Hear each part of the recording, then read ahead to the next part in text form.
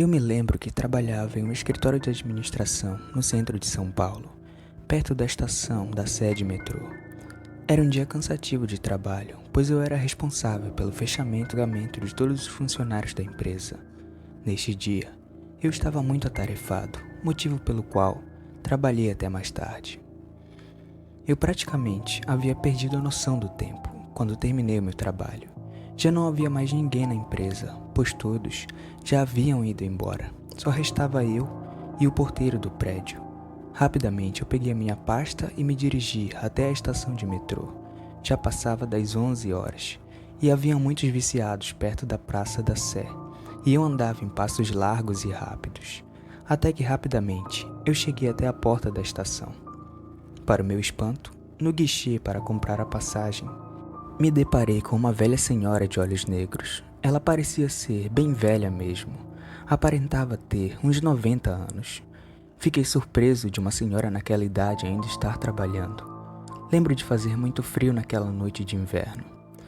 Foi então que ela me entregou o bilhete e desci e desejei boa noite. Ela apenas sorri e acena com a cabeça. Me dirigi até o embarque do metrô. Não havia mais ninguém, apenas eu, que aguardei por alguns minutos até embarcar. Lembro de estar muito cansado e de sentar em uma das cadeiras perto da porta. Não havia quase ninguém lá dentro. Passados alguns minutos, eu apaguei. Estava exausto. Acho que devo ter dormido por quase meia hora. Quando acordei, não havia mais ninguém no vagão onde eu estava. Neste momento, eu tentei verificar qual estação estaria mais próxima, mas estava muito escuro e eu não conseguia ver quase nada lá fora. Até que uma voz anunciou pelo microfone: "Atenção, passageiros. Próxima estação, terminal final." Eu já sabia que havia perdido a minha estação de desembarque, mas nunca tinha ouvido falar neste terminal final, pois o sentido em que eu estava era para o terminal Jabaquara. Ao chegar no terminal, todas as portas se abriram e eu desembarquei. Já nesta estação, haviam algumas pessoas. Muitos moradores de rua se abrigavam do frio lá dentro, e como era tarde da noite, eu não dei muita importância. Apenas subi as escadas em direção à rua, para tentar identificar a minha localização. Fora da estação, eu tive a imagem mais atormentadora que nem mesmo em filmes de terror eu havia visto. Parecia um cenário apocalíptico. Pessoas brigavam por restos de comida. Havia alguns corpos de pessoas esfaqueadas e sangue por toda parte. Eu já estava desesperado no momento em que observei um táxi na esquina de uma das ruas e corri em sua direção. Ao abrir a porta, o taxista me perguntou qual seria o meu destino. Eu respondi que estava indo para São Bernardo do Campo, na Grande São Paulo. Ele digitou o endereço em seu GPS e seguimos viagem. Durante todo o trajeto, eu observava pessoas mortas e sangue por toda parte. Foi então que eu perguntei o que estaria acontecendo de errado, pois nunca havia visto tanta violência em uma só noite, e ele simplesmente sorriu e perguntou se eu era do outro lado. Eu não sabia de que lado ele estava falando, apenas perguntei de qual lado se referia. Ele parou o carro imediatamente e pediu para eu descer.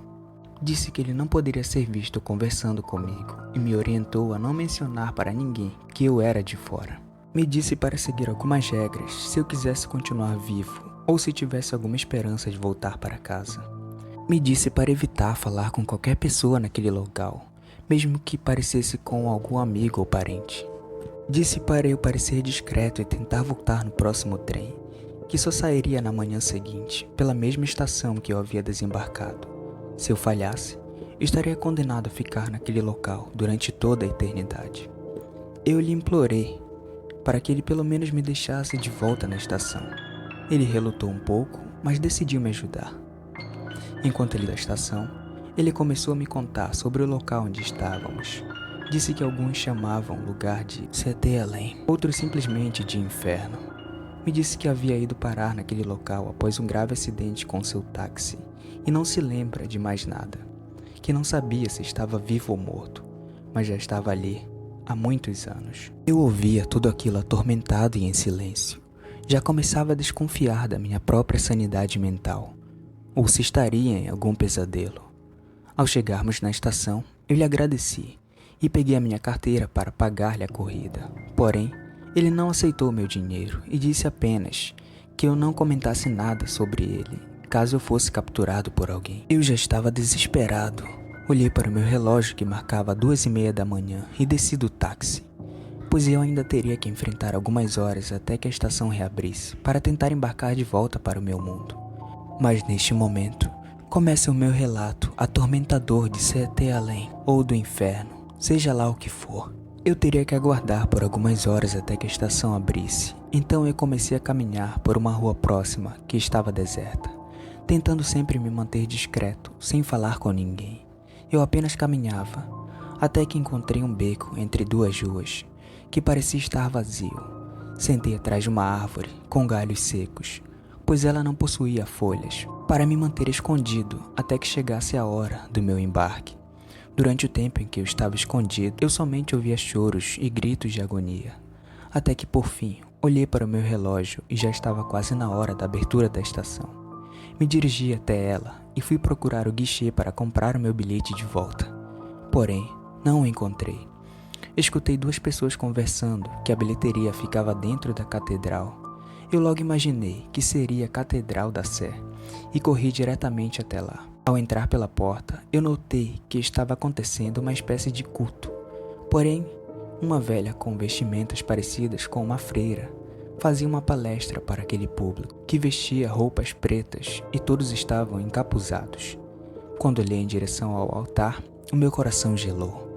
Havia uma cruz invertida e um quadro enorme de Lúcifer, o anjo caído, que nesta gravura comandava uma marcha em direção a uma guerra. Neste momento, eu procurava desesperadamente a bilheteria e percebi uma pequena fila de pessoas, onde pude observar uma delas saindo do local com um bilhete em mãos.